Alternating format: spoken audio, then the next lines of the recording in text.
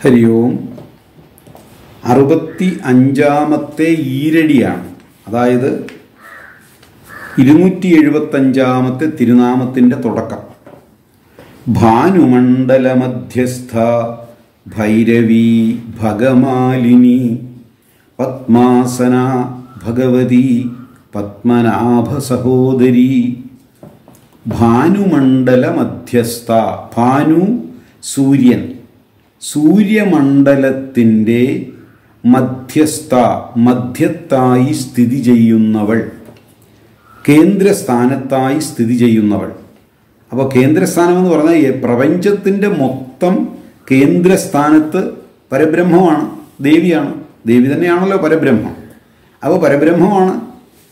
കേന്ദ്രസ്ഥാനം എന്ന് പറഞ്ഞാൽ ഒന്നിനെ നിയന്ത്രിക്കുന്നത് കേന്ദ്രത്തിൽ നിന്നാണ്. അപ്പോൾ പ്രപഞ്ചത്തിൻ്റെ കേന്ദ്രം എന്ന് പറഞ്ഞാൽ പ്രപഞ്ചത്തെ നിയന്ത്രിക്കുന്ന കേന്ദ്രം, പ്രധാനപ്പെട്ട പോയിന്റ്. അപ്പോൾ ഭാനുമണ്ഡല മധ്യസ്ഥ, ഭാനു എന്ന് പറഞ്ഞാൽ സൂര്യൻ, സൂര്യനെ നിയന്ത്രിക്കുന്ന കേന്ദ്രസ്ഥാനത്ത് സ്ഥിതി ചെയ്യുന്നവൾ എന്നാണ് ഒരർത്ഥം. അതിന് മറ്റൊരർത്ഥമുള്ളത്, നമ്മൾ ഈ സന്ധ്യാവന്ദന സമയത്തും ചില പ്രത്യേക മന്ത്രങ്ങൾ ജപിക്കുന്ന സമയത്തും ജ്ഞാനികൾ സൂര്യൻ്റെ നടുക്കായിട്ട്, സൂര്യമണ്ഡലത്തിൻ്റെ മധ്യത്തായി ദേവി താമരപ്പൂവിൽ ഇരിക്കുന്നതായി സങ്കല്പിക്കും. അങ്ങനെ സങ്കല്പിച്ച് ധ്യാനിക്കുകയും ജപിക്കുകയും സാധന ചെയ്യുകയും ചെയ്യാറുണ്ട്. ഇത് ശാക്തേയന്മാർ ദേവിയെ സങ്കല്പിക്കും. സൂര്യൻ, നമ്മൾ കിഴക്കോട്ട് രാവിലെ തിരിഞ്ഞു നിൽക്കുമ്പോൾ സൂര്യൻ ആദ്യം പുറത്തേക്ക് വരുന്നത് പ്രകാശമായിട്ട് വരുന്നു, ഒരു ചുമന്ന വൃത്തമായിട്ട് വരുന്നു. അത് പിന്നെ കുറേ കഴിയുമ്പോൾ പ്രകാശസ്വരൂപമായിട്ട് അങ്ങ് മാറുക ചെയ്യുന്നത്. അപ്പോൾ ഈ ചുവന്ന വൃത്തമായിട്ട് വരുമ്പോൾ അതിനെ നോക്കിയിട്ട്, ആ വൃത്തത്തെ നോക്കി, ആ വൃത്തത്തിൻ്റെ ഒത്ത മധ്യത്തിൽ ഒരു താമരപ്പൂവിൽ ദേവി ഇരിക്കുന്നതായി സങ്കല്പിച്ച് ജപിക്കും. അപ്പോൾ ഇതിനെ വിഷ്ണു ഭക്തന്മാർ ഈ താമരപ്പൂവിൻ്റെ മധ്യത്തിൽ വിഷ്ണു ചതുർബാഹുവായി 4 കൈകളുമായി ഇരിക്കുന്നു എന്ന് സങ്കല്പിക്കും. ആ രൂപത്തിന് പറയുന്ന പേരാണ് സൂര്യനാരായണ രൂപം, സൂര്യനാരായണൻ എന്ന് വിളിക്കും. അപ്പോൾ ഇത് ദേവി ഭാനുമണ്ഡല മധ്യസ്ഥയായിട്ടിരിക്കുന്ന ശാക്തേയന്മാർ ദേവിയെയാണ് അങ്ങനെ സങ്കല്പിക്കുക. അപ്പോൾ ഇങ്ങനെ സങ്കല്പിച്ച് ജപിച്ചാൽ ശരീരത്തിലും മനസ്സിലും നെർവസ് സിസ്റ്റത്തിലുമുള്ള മാലിന്യങ്ങൾ, അസൂയ, വിദ്വേഷം, കാമം, ക്രോധം തുടങ്ങിയ മാലിന്യങ്ങൾ ഒഴിഞ്ഞു പോകും. അതുപോലെ തന്നെ പ്രാണോർജത്തിൽ വരുന്ന വ്യതിയാനങ്ങൾ ഇല്ലാതെയാകും എന്നാണ് ആചാര്യന്മാർ പറയുന്നത്. അപ്പോൾ പലരും ദേവീ ഉപാസകന്മാർ ദേവിയെ സൂര്യൻ്റെ നടുക്കായി സങ്കല്പിച്ച് ഉപാസന ചെയ്യും. അതുകൊണ്ടാണ് ദേവിയെ ഭാനുമണ്ഡല മധ്യസ്ഥ, സൂര്യമണ്ഡലത്തിൻ്റെ നടുക്ക് വിരാജിപ്പവൾ, ശോഭിപ്പവൾ എന്ന് പറഞ്ഞിരിക്കുന്നത്. ഭാനുമണ്ഡല മധ്യസ്ഥ ഭൈരവി ഭഗമാലിനി.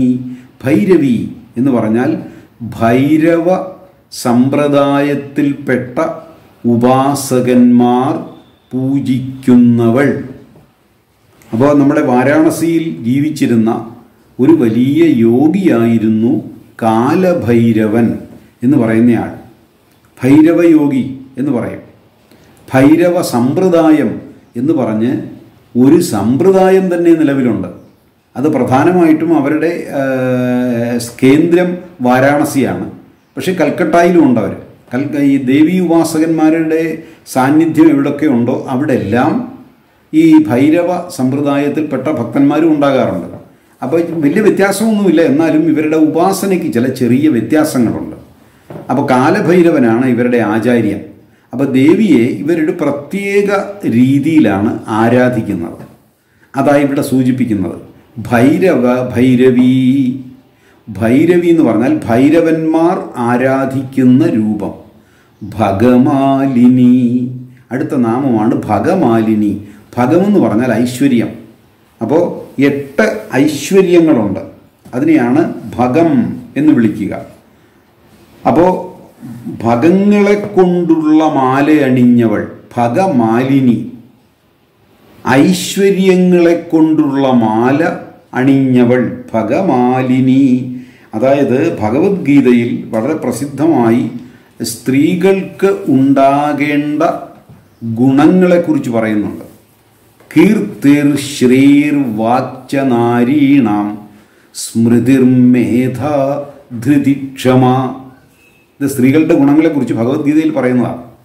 ഇതേ സാധനത്തെയാണ് ഇവിടെ ഭഗം എന്ന് പറഞ്ഞിരിക്കുന്നത്. കീർത്തി, ശ്രീ എന്ന് പറഞ്ഞാൽ ഐശ്വര്യം, വാക്ക് നല്ല വാക്ക്, സന്ദർഭത്തിന് ചേരുന്ന സൗമ്യവും എന്നാൽ ഉറച്ചതുമായ വാക്ക് പറയുന്നതിനെയാണ് വാക്ക് എന്ന് പറയുക.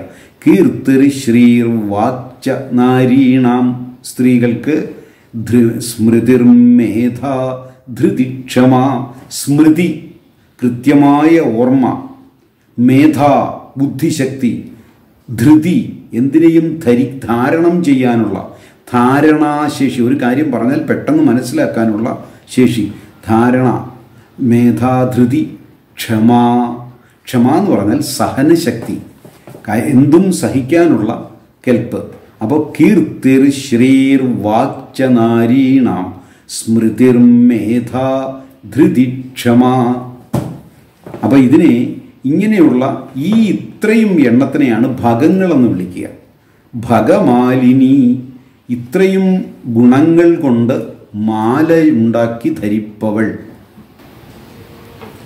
അപ്പോൾ ഈ ഭഗങ്ങളിൽ ഒരു പാഠത്തിൽ അധികാരം, വീര്യം, ജ്ഞാനം, ധർമ്മം ഇതും കൂടി ഉൾപ്പെടുന്നുണ്ട്. പല പാഠങ്ങളുണ്ട് ലളിതാ സഹസ്രനാമത്തിൻ്റെ വ്യാഖ്യാനത്തിൽ. അതിൽ സുപ്രധാന പാഠങ്ങളിൽ വരുന്നതാണ് ഭഗങ്ങളിൽ അധികാരം, വീര്യം, ധർമ്മം, ജ്ഞാനം. ഇതൊന്നും വ്യാഖ്യാനം വേണ്ടാത്ത പദങ്ങളാണ്. ഇതിനെല്ലാറ്റിനും കൂടെ പറയുന്ന പേരാണ് ഭഗങ്ങൾ. ഈ ഭഗങ്ങൾ കൊണ്ടുള്ള മാല ധരിക്കുന്നത് കൊണ്ടാണ് ദേവിയെ ഭഗമാലിനി എന്ന് വിളിക്കുന്നത്. അപ്പോൾ അടുത്ത തിരുനാമമാണ് പത്മാസന. പത്മം താമര, പത്മാസന താമരയിൽ ഇരിക്കുന്നവൾ. അപ്പം എവിടൊക്കെയാണോ ദേവീദേവന്മാരുടെ രൂപത്തെക്കുറിച്ച് പറയുന്നത് അവിടെയെല്ലാം നമ്മൾ മനസ്സിലാക്കേണ്ട ഒരു കാര്യമുണ്ട്. പത്മം അല്ലെങ്കിൽ താമര എവിടെയൊക്കെ വരുന്നുവോ അത് മുഴുവൻ ജീവജാലങ്ങളുടെ മനസ്സാണ് എന്ന് അറിയണം. അപ്പോൾ നമ്മൾ കണ്ടിട്ടില്ലേ, നമ്മുടെ എല്ലാ ദേവീദേവന്മാരും താമരയിലാണ് വസിക്കുന്നത്. താമരയുടെ പൂവിൻ്റെ കളറിനേ ഉള്ളൂ വ്യത്യാസം, താമരയിൽ തന്നെയാണ്. അപ്പോൾ ഈ താമര എന്ന് പറയുന്നത് ജീവജാലങ്ങളുടെ മനസ്സാണ്. അതുകൊണ്ടാണ് എല്ലാ ദേവീദേവന്മാരും താമരയിലിരിക്കുന്നതായി സങ്കല്പിക്കപ്പെടുന്നത്. അപ്പോൾ പത്മാസന ജീവജാലങ്ങളുടെ മനസ്സാകുന്ന താമരയിൽ സ്ഥിതി ചെയ്യുന്നവൾ, മനസ്സിനെയും ഹൃദയത്തെയും ബുദ്ധിയെയും പ്രേരിപ്പിക്കുന്നവൾ, നിലനിർത്തുന്നവൾ എന്നൊക്കെ ആ വാക്കിനർത്ഥമുണ്ട് പത്മാസന. പിന്നെ നമ്മൾ ശ്രീചക്രം കണ്ടിട്ടുണ്ടല്ലോ. ശ്രീചക്രത്തിൻ്റെ നടുവിലൊരു ബിന്ദുണ്ട്, ഒരു കുത്ത്, ഒരു പോയിന്റ്. ആ ബിന്ദു വാസ്തവത്തിൽ സൂചിപ്പിക്കുന്നത് ദേവിയെയാണ്. അപ്പോൾ ഈ ബിന്ദുവിനും പത്മമെന്നാണ് പറയുക. അപ്പോൾ പത്മാസന എന്ന് പറഞ്ഞാൽ ശ്രീചക്രത്തിൻ്റെ നടുവിലെ ബിന്ദുവിൽ സങ്കല്പിക്കപ്പെടുന്നവർ. അപ്പോൾ ശ്രീചക്രം എന്ന് പറഞ്ഞാൽ എന്താ? ശ്രീചക്രം നിങ്ങൾക്കെല്ലാം അറിയാം.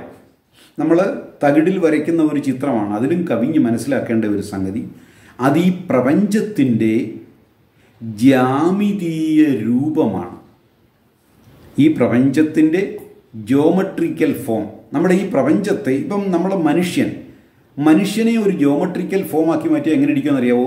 മുകളിലേക്ക് മുനയുള്ള ഒരു ത്രികോണമായിട്ടിരിക്കും. ഒരു മനുഷ്യൻ ചമ്പ്രം പടഞ്ഞിരിക്കുന്നു എന്ന് വിചാരിക്കുക. അയാൾ മുട്ടിൽ കൈകൾ വെച്ചിട്ടിരിക്കുക. അപ്പോൾ ഇങ്ങനെ കൈകൾ വെച്ച് ചമ്പ്രം പടഞ്ഞിരിക്കുന്നു.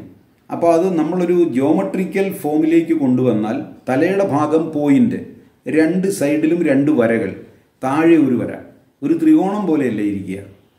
അപ്പോൾ ആചാര്യന്മാർ പണ്ട് കാലത്ത് പറഞ്ഞിരുന്നത് ഈ പ്രപഞ്ചത്തിലുള്ള എല്ലാ പദാർത്ഥങ്ങളെയും നമുക്കിതുപോലെ ത്രികോണമായോ ചതുഷ്കോണമായോ അഷ്ടകോണങ്ങളായോ ഒക്കെ മാറ്റാൻ പറ്റും. അതിനെ അങ്ങനെ ഡിസൈൻ ചെയ്യാൻ പറ്റും. അപ്പോൾ ഈ പ്രപഞ്ചത്തെ മൊത്തം നമുക്ക് ഒരു ജ്യാമിതീയ അല്ലെങ്കിൽ ജോമെട്രിക്കൽ ഫോമാക്കി മാറ്റാൻ സാധിക്കും. അങ്ങനെ ഈ നമ്മുടെ ഈ സൗരയൂഥത്തിൻ്റെ ജോമെട്രിക്കൽ ഫോമാണ് ഈ ശ്രീചക്രം എന്ന് പറയുന്നത്. അത് ശ്രീചക്രത്തെക്കുറിച്ച് കൂടുതൽ മനസ്സിലാക്കുമ്പോൾ അത് മനസ്സിലാവും. അപ്പോൾ ഈ പ്രപഞ്ചത്തിൻ്റെ സൂക്ഷ്മരൂപമാണ് എന്ന് മനസ്സിലാക്കുക. അങ്ങനെ സൂക്ഷ്മരൂപമാണെങ്കിൽ ആ സൂക്ഷ്മരൂപങ്ങളെ നമ്മൾ ആരാധിക്കുമ്പോൾ എന്താ സംഭവിക്കുക? അസാധാരണമായ അളവിലുള്ള എനർജി പുറത്തേക്ക് വരും. അതാണ് ശ്രീചക്രത്തെ ആരാധിക്കണം. ലളിതാ സഹസ്രനാമം ശ്രീചക്രത്തിൻ്റെ മുമ്പിൽ വിളക്ക് കൊളുത്തിയിരുന്ന് ജപിക്കണം. അപ്പോൾ ഇതിന് ഫോഴ്സ്, വളരെ വലിയ ഫോഴ്സ് ഉണ്ടാകും. അത് നമ്മുടെ നമുക്ക് നന്മ ചെയ്യും, ജീവജാലങ്ങൾക്ക് മൊത്തം നന്മ ചെയ്യും. രക്ഷണമാണ്, രക്ഷകമാണ്, രക്ഷാകരം, നന്മ ചെയ്യുന്നതാണ്, മംഗളത്തെ വരുത്തുന്നതാണ്. അപ്പോൾ അതിൻ്റെ ഒത്ത മധ്യത്തിലെ ബിന്ദു എന്ന് പറഞ്ഞാൽ ഈ പ്രപഞ്ചത്തെ മുഴുവൻ നിയന്ത്രിക്കുന്നവൾ എന്നാണ് വാക്കിന് അർത്ഥം വരിക. ഈ ശ്രീചക്രം എന്ന് പറയുന്നത് തന്നെ പ്രപഞ്ചത്തിൻ്റെ ജ്യാമിതീയ രൂപമാണല്ലോ. അതിൻ്റെ കേന്ദ്രസ്ഥാനത്താണ് ആ ബിന്ദു നിൽക്കുന്നത്. ആ ബിന്ദുവിന് പറയുന്ന പേരാണ് പത്മം. പത്മാസന, ശ്രീചക്രത്തിൻ്റെ നടുവിലെ ബിന്ദുവിൽ വസിക്കുന്നവൾ എന്ന് പറഞ്ഞാൽ ഈ പ്രപഞ്ചത്തെ മുഴുവൻ നിയന്ത്രിക്കുന്നവൾ എന്നാണ് ആത്യന്തികമായ ആ വാക്കിൻ്റെ അർത്ഥം.